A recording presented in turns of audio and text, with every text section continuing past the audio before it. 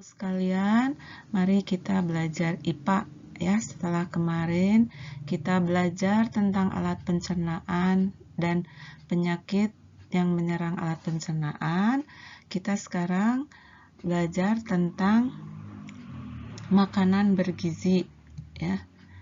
Makanan bergizi untuk tubuh. Nah, coba kita lihat apa saja makanan bergizi itu. Nah, satu, karbohidrat ya. Karbohidrat fungsinya sebagai sumber tenaga ya. Contohnya yang termasuk karbohidrat adalah ada nasi, ada jagung, roti, kentang ya, ubi, mie ya, makaroni, lalu bihun ya, dan lainnya. Itu adalah contoh-contoh sumber energi atau sumber tenaga ya. Nah, protein ya. Nah, apa fungsi protein? Nah, kita lihat fungsinya adalah zat pembangun. Jadi membangun tubuh kita ya. Selain membangun juga mengganti sel-sel yang rusak. Sel-sel yang rusak, misalnya kalian belajar. Nah, belajar itu kan ada sel yang rusak. Nah, diganti oleh protein. Makanya anak seusia kalian itu harus banyak makan protein supaya bisa mengganti sel-sel yang rusak. Ya. Nah, protein atau sumber protein itu ada protein hewani ya. Protein hewani itu protein yang berasal dari hewan ya, seperti ini. Ada daging, ada keju, ada telur, ada ikan ya, ada susu. Itu adalah sumber protein dari hewan ya, protein hewani atau protein yang berasal dari hewan. Lalu yang kedua, protein nabati. Nah, protein nabati itu apa? Yaitu protein yang berasal dari tumbuhan. Nah, contohnya protein berasal dari tumbuhan itu kacang-kacangan ya. Nah, kacang-kacangan bisa kacang almond, kacang mete, bukan ya, kacang mete bukan sumber protein. Kacang almond, jagung ya, lalu kacang tanah dan lainnya ya. Nah, kacang kedelai ini bisa dibuat tahu, bisa dibuat tempe ya. Nah, itu adalah kacang-kacangan atau protein nabati, protein yang berasal dari tumbuhan ya.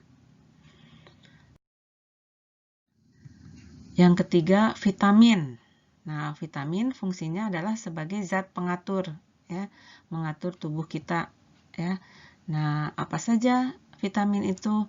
Ada vitamin A, fungsinya menjaga kesehatan mata. Lalu vitamin B, fungsinya mencegah beri-beri ya. Lalu vitamin C untuk meningkatkan daya tahan ya, meningkatkan daya tahan tubuh supaya tidak gampang terserang penyakit ya. Nah, ketika corona ini sebaiknya kita makan vitamin C ya, supaya tidak terserang penyakit atau tidak terserang virus. Lalu vitamin C juga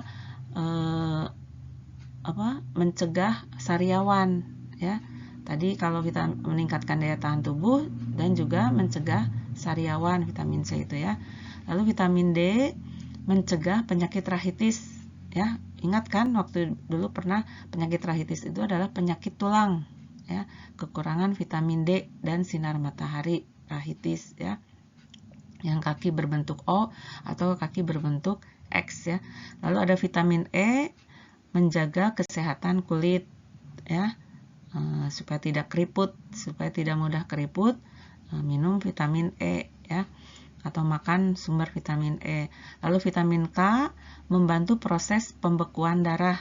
Jadi kalau kalian susah, darahnya susah membeku ketika luka, itu berarti kalian kekurangan vitamin K ya. Nah, ini salah satu contoh penyakit kekurangan vitamin, yaitu kekurangan vitamin B, yaitu kaki yang terkena beri-beri ya, kakinya bengkak, disebut juga kaki gajah ya, beri-beri itu ya. Nah, selanjutnya tadi vitamin. sumber vitamin ya, sumber vitamin A ya. Nah, sumber vitamin A itu contohnya pepaya, lalu itu ada wortel, daging, telur ya. Lalu kentang itu adalah sumber-sumber vitamin A, brokoli juga ya. Lalu ada melon ya, alpukat, mangga, paprika ya. Itu adalah sumber vitamin A ya. Nah, sekarang sumber vitamin B ya. Sumber vitamin B di sini alpukat juga sumber vitamin B. Lalu kacang-kacangan, roti gandum ya, itu berasal dari biji gandum. Lalu salmon, ikan salmon ya. Lalu oatmeal ya, daging panggang juga itu sumber vitamin B. Dan sumber vitamin C, kalau sumber vitamin C itu kebanyakan dari buah-buahan dan sayuran. Yang paling banyak itu adalah jambu biji ya. Jambu biji itu paling banyak mengandung vitamin C ya. Juga kiwi itu juga banyak mengandung vitamin C ya.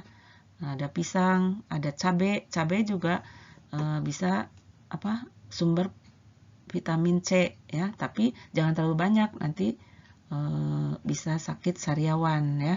Nah, itu adalah sumber-sumber vitamin A, B, C. Nah, sekarang sumber vitamin D. Nah, sumber vitamin D adalah udang, tuna ya, makarel, kuning telur, susu, daging, sarden ya, sereal, salmon, minyak ikan, dan jamur. Dan ini adalah sumber vitamin E. Nah, sumber vitamin E itu biasanya dari kecambah ya. Kecambah, toge itu vitamin E. Tapi di sini banyak juga vitamin E ya, dari almond ya, biji matahari. Biji matahari itu kuaci ya. Suka kuaci nggak kalian? Nah, itu sumber vitamin E ya. Lalu wijen ya. Wijen, biji labu ya, selada ya, lalu bayam, terus brokoli, alpukat ya, kiwi juga, mangga, cabai itu sumber vitamin E. Tomat juga, daging, gandum, susu ya. Nah, sekarang sumber vitamin K. Nah, apa aja sumber vitamin K? Ada telur, ada stroberi ya, ada daging, ada minyak ikan ya, ada buncis, dan yang lainnya ya. Brokoli juga sumber vitamin K ya. Nah, itu sumber vitamin ya. Selanjutnya selain tadi karbohidrat, protein, vitamin. Nah, sekarang mineral. Yang keempat adalah mineral. Nah, nama-nama mineral ada zat besi. Nah, fungsinya apa mineral? Fungsinya adalah sebagai zat pembangun dan pengatur ya. Nah, nama-nama mineral itu contohnya zat besi, fungsinya membentuk sel darah merah. Lalu zat kapur atau kalsium, fungsinya pembentukan tulang dan gigi. Lalu fosfor, fungsinya pembentukan sel-sel dalam tubuh ya, membentuk sel-sel dalam tubuh. Lalu yodium untuk mencegah penyakit gondok. Nah, ini adalah contoh penyakit gondok ya. Penyakit gondok itu adalah pembengkakan di kelenjar tiroid ya. Kalau normal itu biasa ya, tidak bengkak, tapi kalau ada kurang yodium itu bisa membengkak ya. Nah, itu mineral ya.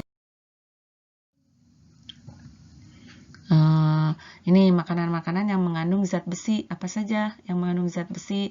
Ada daging, ada hati, ikan, tiram ya, lalu kacang merah, bayam ya, nasi putih, kacang-kacangan, sayuran hijau, tomat, dan kentang. Itu zat besi. Zat besi itu sebagai pembentuk sel darah merah ya. Lalu ini ada zat kapur. Zat kapur untuk pembentukan tulang dan gigi. Contohnya susu, ikan, dan telur ya, zat kapur. Nah, selanjutnya sumber zat fosfor. Zat fosfor adalah untuk pembentukan tulang dan sel-sel tubuh, ya. Di sini contohnya daging, susu, ya, kacang-kacangan, sayuran juga, ya. Nah, sekarang makanan yang mengandung yodium. Nah, makanan yang mengandung yodium itu garam, ya. Garamnya harus yang beriodium. Lalu susu, telur, ikan laut, ya.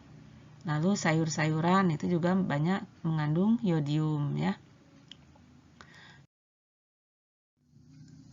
Nah, lemak yang keenam, yang kelima ya, tadi karbohidrat, protein, vitamin, mineral. Nah, yang kelima lemak, ya, fungsinya sebagai cadangan makanan, ya. Sama seperti protein, ada lemak hewani, yaitu lemak yang berasal dari hewan. Lalu lemak nabati, lemak yang berasal dari tumbuhan. Nah, contoh makanan yang mengandung lemak, ya, yang mengandung lemak baik, yaitu kacang, salmon, kacang almond, ya, lalu olive oil, ya, lalu telur, alpukat. Nah, itu adalah makanan yang mengandung lemak, ya. Lalu yang keenam adalah air, ya. Tadi 1 karbohidrat, 2 protein, 3 vitamin, 4 mineral, 5 lemak, dan keenam adalah air. Fungsinya adalah pelarut, sebagai pelarut zat-zat, ya.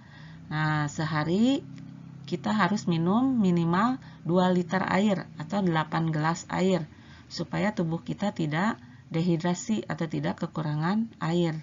Karena darah pun berbentuk cairan. Jadi kalau kekurangan air, kita bisa dehidrasi, ya. Nah, selanjutnya kalau kita makanlah makanan yang bergizi seimbang, ya. Jadi harus mengandung karbohidratnya, proteinnya, lemak, vitamin, ya, mineral, dan air, ya. Nah, ini contoh sajian makanan bergizi seimbang, ya. Ada sayurnya, ada buah-buahannya, ada protein nabati, tahu di situ protein nabati, ada protein hewani, ya, ikan di situ, ya.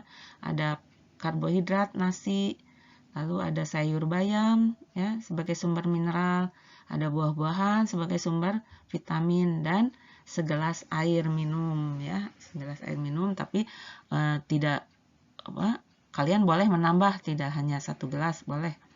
Nah, itu makanan bergizi seimbang, ya. Makanan tentang makanan bergizi. Sampai di sini dulu. Nanti kalian kerjakan tugasnya. Ada tugas LKS dari Ibu, ya. Kerjakan. Selamat belajar.